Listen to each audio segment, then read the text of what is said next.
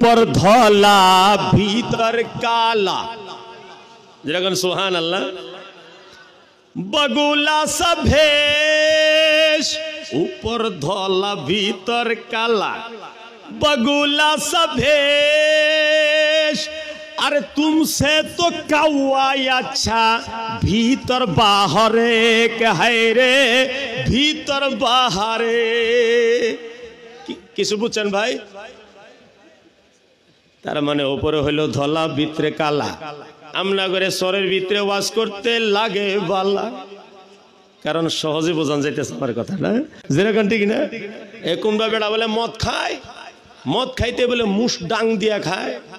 একজন জিজ্ঞাসা করছে এইভাবে যে খাও, তুমি মশলাই জানো না, মুজ বিজায় খাওয়া যে মাকরু তাহরিমি তুমি জানো না। খাইতেছে কি মদ খাইতেছে, তার টেনশনে ধরছে মাকরু তাহরিমি। জদা হারাম খাইতেছে, মাকরু তাহরিমি টেনশনে ধরছে। তো বিয়ারে মুসলমান, পর্দাটা সরের ভিতরে যদি অভিযোগ হয়েছে হুজুর পর্দার উপরে ওয়াজ করেন, তাহলে পর্দা নাই দুনিয়ার। কারণ এতদিন ভাবছিলাম জামাগরে শহরের মানুষগুলো চালাক চতুর হয়ে গেছে, টাকা পয়সা হয়ে গেছে, এই জন্য এরা একটু মডিনাইজ হয়েছে। সর সাফরির প্রতি এখনো পর্দা আছে, কিন্তু মৌলভী সাহেব যেভাবে গেলে হুজুর সরের ভিতরে স্ট্যান্ডার্ড বেড়ে গেছে, এর দ্বারা জানা গেল পর্দা দুনিয়া থেকে বিদায় নিছে। যেরকম নিছে না নাই? আল্লাহর নবী রাহমাতুল লিল আলামিন হাদিস শরীফের ভিতরে বলেছেন, মা তারাকতু ফিতনাতান হিয়া আদারু আলার রিজালি মিনান নিসা। নবী বলেছেন, আমার উম্মতেরা রে, এই পৃথিবীর বুকে আমি সবার থেকে বড় ফিতনা রাইখে গেলাম মহিলার ফিতনা। পুরুষেরা অন্য কোনো বিভ্রান্তিতে পড়বে না, খুব চান্সেস কম আছে। অন্য কোনো ফিতনাত পড়বে না, চান্সেস খুবই কম আছে। কিন্তু মহিলাদের ফিতনার থেকে পুরুষেরা বাঁচতে পারবে না। মহিলাদের সরকার হইব, মহিলাদের দম হইব। মহিলারা যদে মধ্যে মার্কেটিং করবে, তাদের ইচ্ছা মতো কাপড় কিনবে, আমাদের গার্জিয়ান সমাজের কোনো কন্ট্রোল অধিকার থাকবে না। বর্তমান এইটাই হয়েছে না, যেরকম এইটাই হয়েছে না। সরকারের নতুন নতুন কানুন বের করে দিয়েছে, অমুক স্কুলে গেলে এরকম শর্ট শর্ট কাভার, আর অনলাইনে ক্লাস করবার হইলে একটা মোবাইল বাধ্য করছে। শর্ট কাভারটা লাগবে ইউনিফর্ম যে, আর অনলাইনটা লাগবে, অনলাইনটা লাগবে যে মোবাইল। আমি যে আসতে দেখলাম মাথা ওরে আস্তাগফিরুল্লাহ, খালি জিং জিং জিং জিং জিং এরকম করতেছে। আমি বললাম এটা কি? দেখি বাট্টি বাট্টি ফোলা ভান, এখনো চোখ ভালো করে বাড়তি নাই, একের কাছে নিয়ে জিগ জিগ জিগ জিগ এরকম করতেছে। আমি তখন টেনশনে বললাম, দুনিয়ার বেশি দিন বাঁচবো না, কারণ দুনিয়া বাঁচে মানুষ দিয়ে। আর এরা যে সাইজ নিছে, যে কন্ডিশনে আছে, এদের চোখও যাইব, দিমাগও যাইব, দিলও যাইব, দেহও যাইব, স্বাস্থ্যও যাইব। যেদিন দুনিয়াত মানুষ না থাকবো, সেদিন কি দুনিয়ার টিকে থাকতে পারে?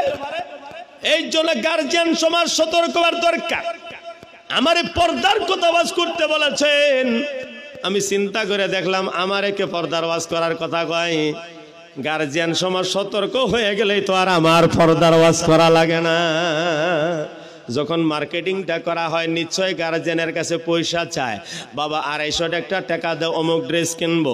সেই সময় যদি গার্জিয়ানে তদন্ত শুরু করে কোন জাতির ড্রেস কিনবা, এই তদন্তর মাধ্যমে সারা ওয়াজ নসিহত হয়ে যাবে, যেরকম হবে না নাই? আপনি তো খুশি হয়ে গেছেন, আমার আদরের দুলাল, মুহাব্বতের দুলালি, কলিজার টুকরা, নয়নের মনে বহুত দিন পর একটা কাপড় কিনবার চাইছে, তার চয়েস মোতাবিক, তার পছন্দ মোতাবিক খরিদ করবে। আমার কবার কি আছে? এই যে অবহেলা করলেন, এই অবহেলা দিয়ে তো বেপরদাইছে দুনিয়ায়, যেরকম ঠিক না গো?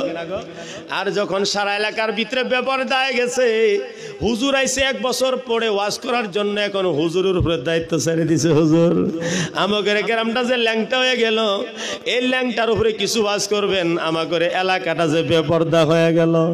আজকে আমি আপনাদেরকে দায়িত্ব দিয়ে গেলাম, যেরকম নামাজ ফরজ, হজ ফরজ, রোজা ফরজ, যাকাত ফরজ, তদরূপ পর্দা করাটা ফরজ হয় না নাই? যেরকম মানুষ তো খুব জোর দে, নামাজ नहीं पढ़ेगा नहीं होगा, নামাজ না পড়লে ঈমান থাকে না। মৌলবীরা খুব ওয়াজ করে, কিন্তু পর্দাও যে সেম কোয়ালিটি, এর উপরে ওয়াজ করা মানুষ খুবই কম। যেরকম ঠিক না? খালি দেখবেন নামাজের উপরে জোর, মসজিদের উপরে জোর, ঠিক আছে জোর দাও, কিন্তু সমঞ্জতা রক্ষা করে সাথে সাথে পর্দার উপরে কথা কও। কারণ বেপর্দা হইলে খালি ফিতনা একটা না, বেনামাজি হলে তো তুমি একলাই জাহান্নামে যাবা, যেরকম ঠিক না? আমনে বেনামাজি, আপনি একলা জাহান্নামী, আস্তাগফিরুল্লাহ। আমি যদি বেনামাজি, আমি একলা জাহান্নামী, কিন্তু একটা মহিলা যদি বেপরদা হয়, সে নিজেও জাহান্নামী, আরো 10-12টা যে চাই হয়েছে, যেরকম ঠিক না? এক মৌলানা ওয়াজ করছেন যে একবার দেখা যায় এই কলেজের সামনে যায় এমন চালা চাইছে, এক কুচাওয়ায় 100টা দেখা শেষ। বাড়িওয়ালার টাইমে হুজুরের দিক দিয়ে যায়, যাইতে দেহে এই যে চোখ এরম করে তাহাইছে, চোখের পলকন ওরে না। এই তুই এনুকা বলে হুজুর আপনি যে হিসাবে কইছেন ওই হিসাবে কাম করছি। কি ওই যে নজর যে দিছিলাম, এক নজর 100টা দিক গেলেছি। আস্তাগফিরুল্লাহ। তাহলে আমার ওয়াজ করতে ভুল হইলো। আমার মতলব হইলো একবার দেখে নজর দূরে এরকম করে চলো ঘুরালাম না হুজুর, এটা তো আমরা বাঙ্গা এখন। তো পেয়ারা মুসলমান, একটা মহিলা যদি বেপরদা হয়, মহিলা তো জাহান্নামে যাবেই। আরো যে 10 জন টার্গেট করে আছে, এই 10 জনও জিনাকারী হইল, কাল কিয়ামতের দিন জিনাকারীর খাতার ভিতরে নাম লাগান লাগবে। আমার দয়াল নবী রাহমাতুল লিল আলামিন বলেছেন, যে মহিলাগুলো নাকি শরীরের ভিতরে আতর লাগাইয়া, সেন্ট লাগাইয়া পুরুষের নাকের তল দিয়ে যায় আর মনে মনে ভাবে এই গ্যারান্টি বোধহয় আমার সঙ্গে আমার উপরে রাজি হয়ে যাইব, মঙ্গলদৈ টাউনের যুবকের আমার দিকে তাকাইব, খারপেটিয়ার যুবকের আমার দিকে টার্গেট নেব। আল্লাহর নবী বলেন, এই যে সেন্ট লাগাইয়া 10 জন ছেলেদেরকে বিভ্রান্ত করলাম, এই 10 জন ছেলের সাথে জেনা করার মতন গুনাহ তোমার আমল নামায় চলে গেল, যেরকম নাউজুবিল্লাহ।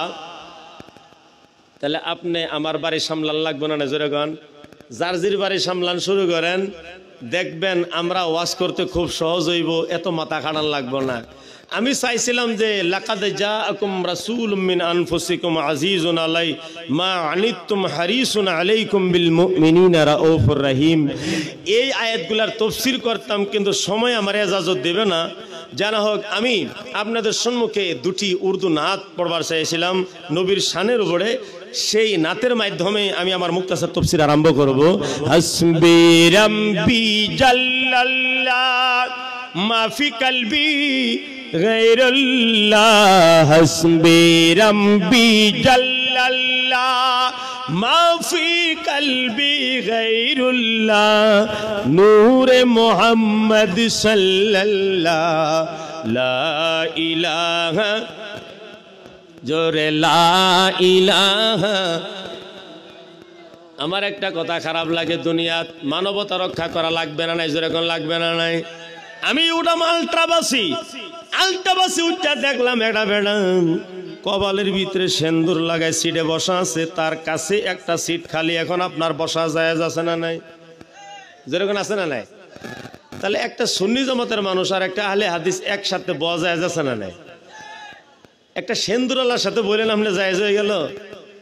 আর আমাগরে কাজ্জাটা যে ভাইরাল করেন, ফেসবুকে ঢোহাই দেন, হোয়াটসঅ্যাপে ঢোহাই দেন, ইউটিউবে ঢোহাই দেন, এটা জাতির কলঙ্ক হয় না নাই? এই কাজ্জাটা বন্ধ করেন। এইটা হলো আমাদের ফেরকাবন্দি কাইজা। যখন দরকার পড়বে আমরা নীরবে কাইজা করে নেব, ভাইরাল কাইজা জীবনও করবো না। যেরকম আল্লাহু আকবার। আল্লাহর নবী রাহমাতুল লিল আলামিনের শান, अल्लाह की सरताब कदम शान है ये, इंसान ही इंसान, ये इंसान है ये इंसान नहीं, इंसान वो इंसान है ये। कुरान तो ईमान बताता है इन्हें, ईमान ये कहता है मेरी जान है ये, ईमान ये कहता है मेरी जान है ये। लक़द जाअकुम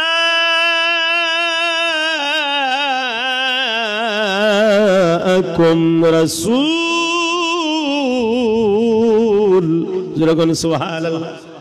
আল্লাহ রাব্বুল আলামিন বলেন নিশ্চয়ই তোমাদের কাছে আমার একজন প্রিয় নবী তশরিফ নিয়ে গেলেন।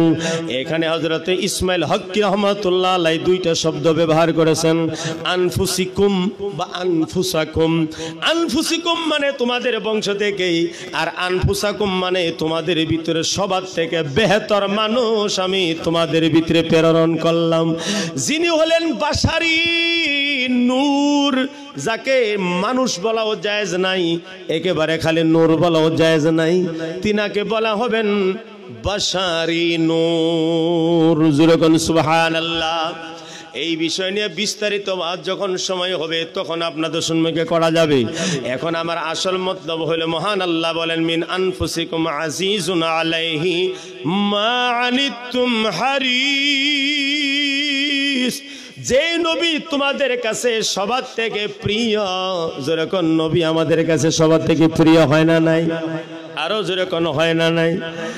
সারা পৃথিবীর যত মাগণ রয়েছেন সমস্ত মায়ের মোহাব্বত যদি এক জায়গায় করা যায়, সব মায়ের মোহাব্বত থেকে বেশি মোহাব্বত আমার দয়াল নবী আমার সাথে করে না নাই? যেরকম করে না নাই? মায়ের মোহাব্বত কারে কয়? মায়ের মোহাব্বতটা আমি ফর এক্সাম্পল বুঝাই দিই। সন্তান কোলে নিয়ে আছে, আবার আরেক হাতের ভিতরে বালির বাটি, এই বালির বাটিটা মুখের ভিতরে দে, বাচ্চা করে খায় না। মায়ে কয় ওই যে দেখো পাখি পাখি। তার মানে মায়ের মতলব হইলো আমার মতন দরদি কেউ নাই। যেরকম সুবহানাল্লাহ। তুমি খাও না কেন? আমার পাগল, আমার দিলের টুকরা, মনে আমার ময়না।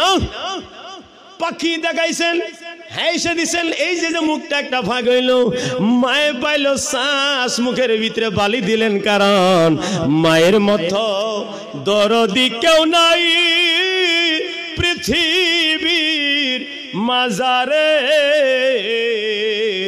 বাবার মতো ছায়া কেহ নাই রে। যেরকম সুবহানাল্লাহ। মা আমার জোর করে আমার মুখের ভিতরে দিলেন, এখন আমি কি করলাম? আম করে খাইয়ে ফেললাম। আবার ওই যে দেখো পাখি, আবার মুখ খুললাম, আবার খাওয়াই দিল। তার মানে মা ওনারে কয় খাবা না কেন? খাওয়াই লাগবে, কারণ আমি মা। মায়ের ভিতরে কত মিঠা। এই মায়ের কথা হইলো আমার সন্তানের পেট ভরাই লাগবে, যতই আমার কষ্ট করণ লাগুক না কেন, যতই রাত জাগুক লাগ না কেন, যতই ঘরণ লাগলো না কেন, আমি ঘুরতে ঘুরতে আমার সন্তানের পেট ভরাই এলাম, তারই নাম হলো আমার জনম দুঃখনী মা। একবার যেরকম মারহাবা। ওয়াজটা যদি বালা লাগছে কোন মারহাবা, আর যদি বালা লাগেলান কোন মার খাবা। বালা লাগছে যদি কোন মারহাবা, আর যদি কোন মারহাবা, আর যদি বালা লাগেলাই তাহলে দু একজন কোন মার খাবা, তাহলে বালা হইছে না? খালি বালার দিহি তাকায় থাকবেন। আমি কইলাম কি? আমার কর্মত বলল মায়ের মতো দরদি কেউ নাই। তদরূপ আল্লাহর নবী রাহমাতুল লিল আলামিন এই উম্মতের জন্য এত দরদি, জাহান্নাম থেকে কেমনে বাঁচান যায় সর্বসদাই আমার দয়াল নবী এই চিন্তা ফিকির করছেন না? যেরকম ৬৩ বছর জেল থেকে দয়াল নবী আমার আরাম কারে কয়, আরামের ঘুম কারে কয়, নবী বুঝে নাই। উম্মতের মায়ায় অধর নয়নে চোখের পানি ছেড়ে ছেড়ে আল্লাহর দরবারে আমার মাগফিরাত কামনা করছেন। যেরকম করছেন না নাই? এখনো সোনার মদিনায় শুয়ে থাকি হায়াতুন নবী, জিন্দা নবী আপনার আমার জন্য আল্লাহর দরবারে মোনাজাত করছেন। আল্লাহর নবী রাহমাতুল লিল আলামিনের মতন রহমত নাই, দয়া নাই, মায়া নাই। দুনিয়ার ভিতরেও আমার নবী নিজের মায়ার প্রদর্শন করেছেন। 3টি হাদিস আপনাদের সম্মুখে রাখবো। এই হাদিসের মাধ্যমে জানতে পারবেন দয়াল নবী উম্মতের কতই ভালোবাসে। সুবহানাল্লাহ। আল্লাহর নবী রাহমাতুল লিল আলামিন উম্মতদেরকে সতর্ক করে দিয়েছেন, নাহান নবী সাল্লাল্লাহু আলাইহি ওয়াসাল্লাম আইয়ানামার রাজুলু আলা সাতে লাইসা বিমাহাজুরিন। নবী বলছেন এমন ছাদের উপরে ঘুমায়ও না যে ছাদের চারিদিকে কোনো বাউন্ডারি নাই। কারণ হয়তোবা তুমি স্বপ্নে কোনো স্বপ্নে দেখতে পারো, স্বপ্নের মাধ্যমে দৌড় দিতে পারো, আর দৌড় দিয়া ওয়াল না থাকার জন্য পড়ে মরে যেতে পারো। নবী বলেন এই দুঃখ আর দরদ আমার কলিজার ভিতরে লাগবে। এই জন্য নবী সতর্ক করলেন, জাহান্নাম থেকে বাঁচানোর ওয়াজ আমি নবী করছি, কিন্তু দুনিয়াতে আমার উম্মত কিভাবে সুরক্ষিত থাকবে এই চিন্তা দয়া রাসূলে করে গেছে না নাই? যেরকম করে গেছে না নাই?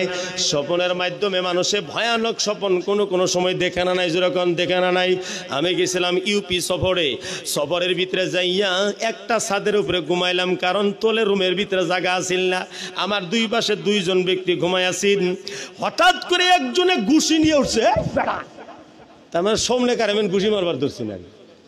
আমিও তো চমকে উঠছি, বেড়া ঘুষি কারে বারবার চাই, উঠতে দিয়ে বেড়ার খুব হুলস্থ। তার মানে সামনে কার লোক কাজিয়া কইরা বেড়া গফস হয়ে উঠছে, পাইতে আমারে মারে। আমি তখন তারা মাফ করে দিলাম। একথা কইয়া স্বপ্নের ভিতরে মাতুয়াল হয়ে গেছে গা। স্বপ্ন বলতে কারোর সাথে তর্ক করতে করতে জাপ দিয়ে উঠছে, এটা আমারে মারবার নিয়ে তো ওঠে না। যেরকম ঠিক না? তো স্বপ্নের ভিতরে মানুষের বেজাল লাগে না নাই? আমার নবী বলেন আমার উম্মত বাউন্ডারি ছাড়া সাথে ঘুমায়ও না, কারণ স্বপ্নের মাধ্যমে যদি ওইটা দৌড় দাও, পরে যদি হাড্ডি গুড্ডি ভাঙ্গে যায়, আমি নবী মুহাম্মদ রাসূলুল্লাহ কলিজার ভিতরে ধাক্কা লাগবে। যেরকম সুবহানাল্লাহ। 2 নম্বর হাদিস, আমার দয়াল নবী বলেন লাউলা শুক্কা আলা উম্মতি লা আমারতুহুম বিসসিওয়াক ইনদা কুল্লি সালাত। আমার দয়াল নবী বলেন উম্মতের জন্য যদি জটিল না হইতো তাহলে আমি প্রত্যেক নামাজের আগে আগে মিসওয়াক করাটাকে ফরজ করে দিতাম। কিন্তু ফরজ এই জন্যই করলাম না, আমার উম্মত কোনোদিন মিসওয়াক বাড়িতে মনে হাইরে রাখে আইব, আর এই মিসওয়াক মনে হাইরে রাখে আসার কারণে আমার উম্মত ব্যস্ত হয়ে যাইব। কারণ মিসওয়াক করা যদি ফরজ হয়ে থাকে, আবার দৌড় দিয়ে বাড়ির যাও মিসওয়াক নিয়াও, আমার উম্মতে কষ্ট পাইব। এই জন্য আমি মিসওয়াকের ফরজ করলাম না, কেবলমাত্র সুন্নত বানায়া রাখলাম, যাতে ফরজের টেনশনই আমার উম্মত হাফাতুরা খাইয়া কোনো জায়গায় পইরা হাড্ডি গুড্ডি ভেঙে না যায়। যেরকম আল্লাহু আকবার।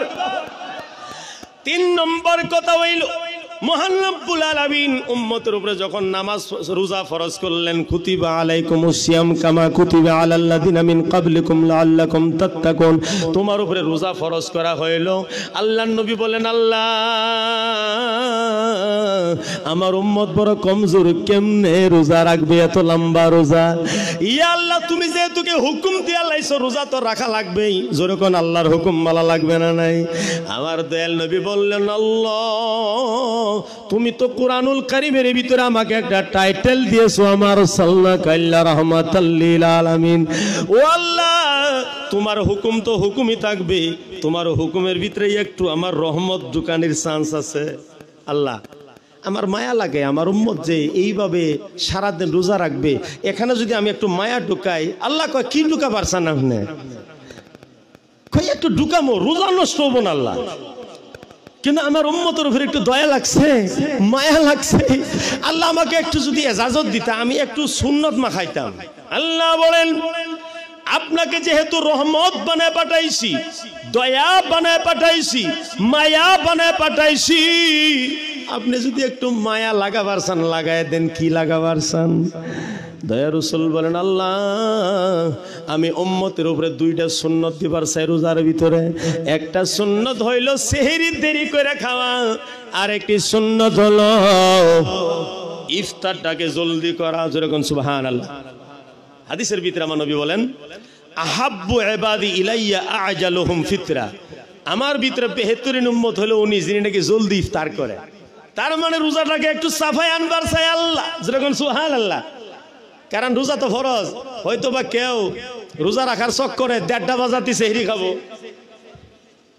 আবার কেউ মনে মনে ভাববেন যে ইফতারটা একটু দেরি করি, সারাদিন যদি রাখবার পাইছি আর 5 মিনিট দেরি করবার পাবো না।